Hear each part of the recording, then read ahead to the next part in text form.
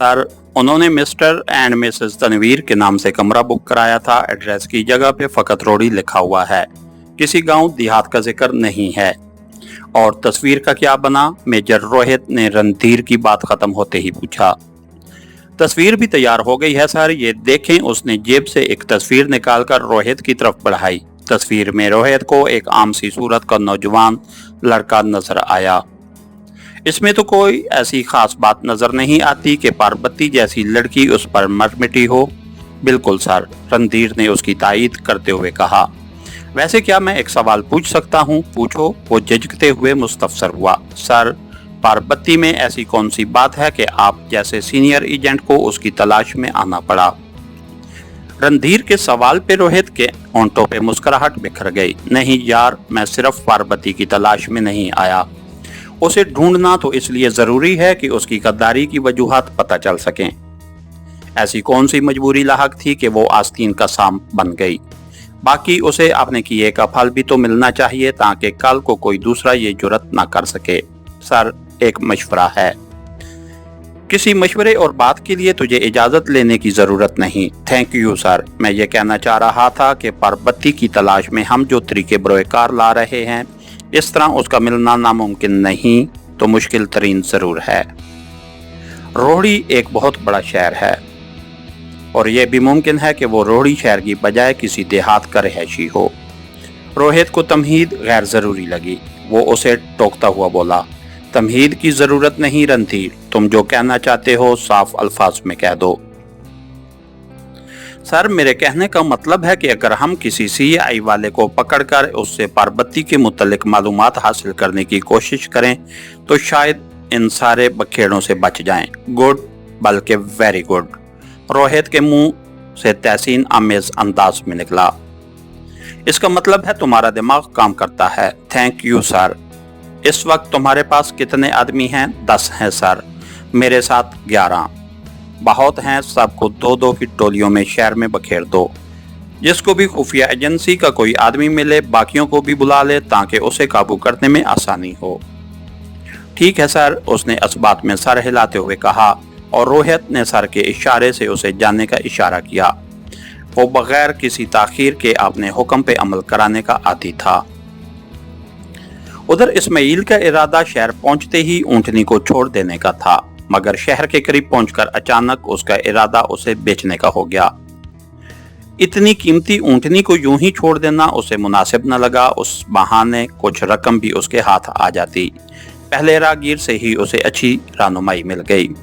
भाई, साथ वाले गोट में अजमल साईं ये इतनी कीमती ऊंटनी खरीद सकते हैं। कितनी दूर जाना पड़ेगा? ये साथ ही तो है। आप इस गोट से निकलें, जनूब की सिमत 15-20 मिनट के रास्ते पर गोट शामन है। वहाँ किसी से भी साईं अजमल के डेरे का पूछ लेना। 15-20 मिनट में तो मैं शहर पहुँच जाऊँगा। क्या वहाँ ऐसा कोई बंदा नहीं जो उसे खरीद सके? शहर में तो कई मिल जाएंगे, लेकिन अजमल साईं जितने मुनासिब नाम शायद कोई न दे पाए। बहुत मेहरबानी भाई साहब। इस्माइल ने ऊँटनी का रुख जनूब की सिमत मोड़ दिया। आधे घंटे बाद वो अजमल के डेरे पे उसके सामने बैठा था। दोपहर की तपती धूप में बरकी पंखे की हवा काफी खुशगवार तासुर दे रही थी। ठंडे पानी से इस्माइल की तवाज़े करके वो डेरे के सैन में बैठी ऊँटनी के करीब आया। थोड़ी देर वो उसे सैन में घुमाता रहा, फिर उस पे सवार होकर डेरे से बाहर निकल गया। उसका अंदाज किसी मोटर मैकेनिक सा था जो गाड़ी खरीदते वक्त उसके कुल पुर्जे चेक करता है। जवान, ये बात मेरी समझ से बाहर है कि आप इसे क्यों बेच रहे हैं। औलाद से कोई चीज़ प्यारी नहीं हो सकती। जिसका इकलौता बेटा मौतो हयात की कशमकश में अस्पताल में पड़ा हो, उसके लिए उससे बढ़कर कुर्बानी देना भी मुमकिन है। सही कहा। बहरहाल कीमत बतलाओ। इस्माइल को कोई अंदाज़ा नहीं था कि उसकी कीमत कितनी हो सकती है। एहतियात का तकाजा यही था कि वो खुद से कीमत न बताता और उसने एहतियात का दामन हाथ से न छोड़ा। आप जो मुनासिब समझें। 1.20। इस्माइल 1.20 की इस्तिलाह न समझ सका, लेकिन उसके बावजूद उसने ऐसा तसुर दिया जैसे ये कीमत उसके अंदाजे से बहुत कम हो। 1.30 कर लो। अजमल उसके तसुरात देखते हुए बोला। साईं मजबूर जरूर हूँ लेकिन इतना भी नहीं। जवान आखिरी रेट लगा रहा हूँ, कबूल हो तो ठीक है, वरना आप किसी दूसरे के पास जा सकते हैं। मैं उसके 1.5 लाख दे सकता हूँ। ये कीमत इस्माइल के अंदाजे से कई गुना ज्यादा थी। वो अपने तसरात पे काबू पाता हुआ बोला, साईं 1.60 पे तुम्हारी हुई।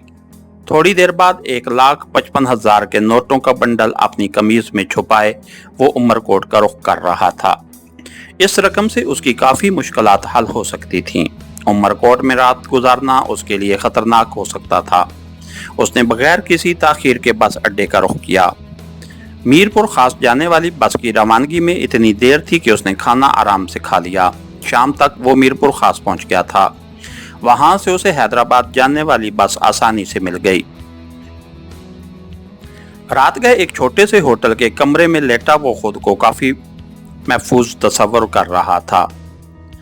दिन चढ़े उठकर उसने कमरे में ही नाश्ता मंगवाया और फिर होटल वाले का हिसाब पे बाक करके बाहर निकल आया। उसका रुख बाजार की तरफ था। अब वो शहर में आ चुका था। देहाती लिबास में कराची जाना उसे मुनासिब न लगा। रेडीमेड कपड़ों की दुकान से उसने अपने लिए 2 जोड़े शलवार सूट और एक 3 पीस सूट खरीदा। उसी शॉप के ड्रेसिंग रूम में कपड़े बदलकर उसने आईने में अपनी शक्ल देखी तो खुद को काफी बदला हुआ पाया। अगली दुकान से नए जूते और छोटा सफरी बैग लेकर वो कराची जाने के लिए तैयार था। उधर सर शमीम के सिलसिले में हमसे पहले काफी गलती हुई है, ये कहने वाला इरफान था। सही कहा, लेकिन हम पहले अंदाजा ही नहीं हो सका था। आप समझे नहीं सर, अगर हम मौजूदा तहकीक को नजरअंदाज कर दें तब भी वो मशकूक ठहराई जा सकती थी। वो कैसे? आतिफ के लहजे में हैरानी थी। सर, जिस वक्त हमने उसे पहली दफा गिरफ्तार किया था उस वक्त ये इन दोनों कातलों के साथ फ्लैट में मौजूद थी। हालांकि वो उसी वक्त वारदात से वापस आए थे। इसका साफ मतलब यही बनता है कि वो उनकी इस कार्रवाई से वाकिफ थी। नहीं यार, फ्लैट में पहले से मौजूद होने का ये मतलब कैसे हो सकता है कि वो शरीके जुर्म थी। वो दोनों भी इस बात से लाइल्म थे कि ये उन पे निगरान है। इरफान ने कुछ कहने के लिए लब हिलाए ही थे कि दरवाजे को आहिस्ता से खटखटाते हुए जीशान और इमरान अंदर दाखिल हुए। सर, बीबी साहिबा पहुंच गई हैं। गुड, बैठो। आतिफ ने सामने पड़ी कुर्सियों की तरफ इशारा किया। जफर के पास कोई गया था। कैसी है उसकी तबीयत? पहले से काफी बेहतर है सर। अच्छा, अब काम की बातचीत हो जाए। मेरी ख्वाहिश तो यही थी कि सब हाजिर हों, लेकिन ज्यादातर लोग ड्यूटियों पे हैं, इसलिए आपसे ही गुजारा चलाना पड़ेगा। जी सर, कहते हुए तमाम उसकी तरफ मुतवज्जे हो गए। आज जो गोरा हमने गिरफ्तार किया है इसका ताल्लुक रा से नहीं किसी और एजेंसी से है। कराची में मुख्तलिफ ममालिक की बदनाम एजेंसियां सरगर्म अमल हैं, ये बात हमसे मख्फी नहीं है। वक्तन फवक्तन इन तंजीमों के एजेंट गिरफ्तार होते रहते हैं। उनसे हमारी आंख मचोली बरसों से जारी है। तादाद और वसाइल की कमी के बावजूद हमने हमेशा डटकर उनका मुकाबला किया है और इंशाअल्लाह करते रहेंगे। लेकिन ये भी हकीकत है कि पाकिस्तान के मौजूदा हालात और ख़ासकर कराची के हालात आज जिस नहज पे पहुंच चुके हैं वो काफ़ी मायूस कुन हैं।